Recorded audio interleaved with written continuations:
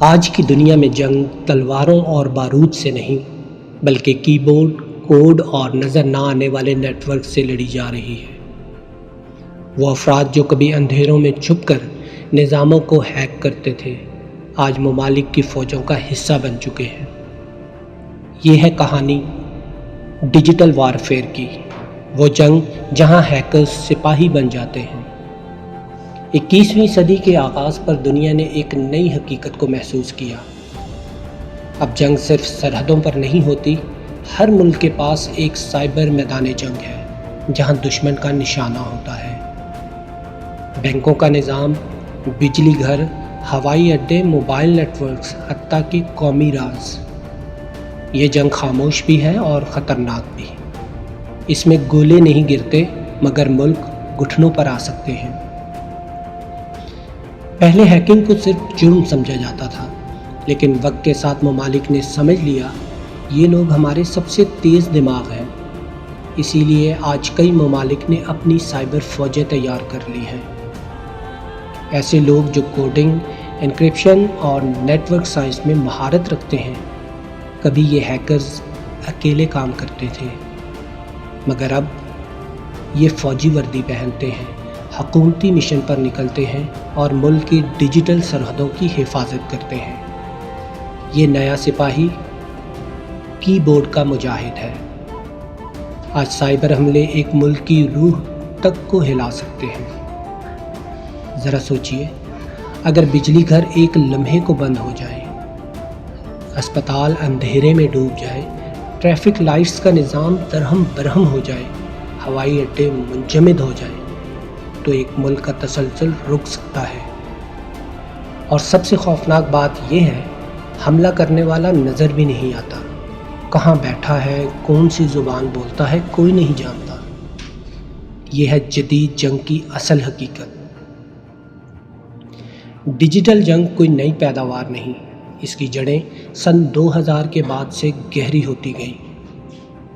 کچھ اہم مثالیں: ایک ملک کا جوہری پروگرام میل ویئر سے تباہ کر دیا گیا، ایک پوری قوم کا بینکاری نظام منجمد ہو گیا، ایک چھوٹے سے ملک کا انٹرنیٹ ایک ہفتے تک بند رہا، کئی بار انتخابی نظام کو نشانہ بنایا گیا۔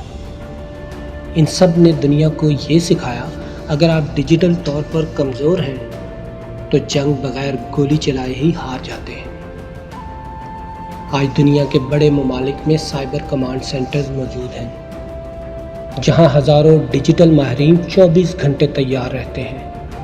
ان افراد کا کام ہوتا ہے حملوں کا جائزہ لینا، دشمن کے نظاموں کا مطالعہ، خفیہ معلومات اکٹھی کرنا اور وقت پر ڈیجیٹل جواب دینا۔ یہ لوگ شاید کبھی میدان جنگ میں قدم نہ رکھیں، مگر ان کی کوڈنگ کی ایک غلطی بھی جانوں کو خطرے میں ڈال سکتی ہے، اور ایک درست کوڈ پوری فوج کو بچا سکتا ہے۔ سائبر جنگ کا سب سے خوفناک پہلو یہ ہے، یہ ہمیشہ سائے میں لڑی جاتی ہے۔ اکثر ممالک حملے قبول ہی نہیں کرتے، کیونکہ اگر وہ ذمہ داری لیں تو جنگ بڑھ سکتی ہے۔ اسی لیے ممالک ایک دوسرے کو ڈیجیٹل نقصان پہنچاتے ہیں، مگر نام نہیں بتاتے۔ یہ شیڈو وار ہے، جہاں سب کو معلوم ہے کہ جنگ جاری ہے، مگر کوئی کھل کر نہیں بولتا۔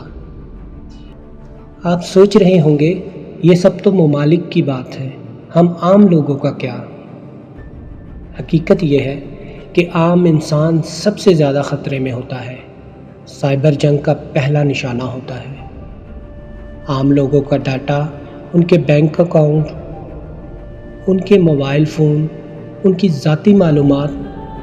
ایک ہیکر کی ایک چال آپ کی زندگی کو لمحوں میں بدل سکتی ہے۔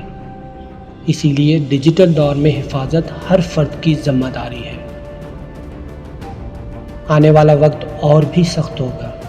مصنوعی ذہانت، کوانٹم کمپیوٹرز اور خودکار نظام نئی قسم کی جنگ کو جنم دے رہے ہیں۔ مشینیں جو خود فیصلہ کریں گی، ڈرونز جو نیٹ ورک کے ذریعے چلیں گے، روبوٹس جو سائبر اسپیس سے حملے کریں گے، اور اے آئی جو دشمن کی نیت تک کا اندازہ لگا لے گی۔ جنگ اب انسانی ہاتھ سے نکل کر ڈیجیٹل عقل کے حوالے ہو رہی ہے۔ کیا یہ بہتر ہوگا؟ یہ تاریخ ہی بتائے گی۔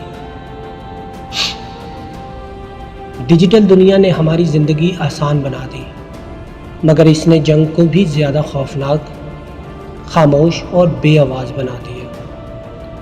آج ہیکر صرف چور نہیں، وہ سپاہی بھی ہے، اور اگلے دور کی جنگ انہی کی انگلیوں سے لکھی جائے گی۔ اگر آپ چاہتے ہیں کہ ہم سائبر دنیا، ہیکرز یا ڈیجیٹل فوجوں پر مزید ویڈیوز بنائیں تو کمنٹ میں ضرور لکھیں۔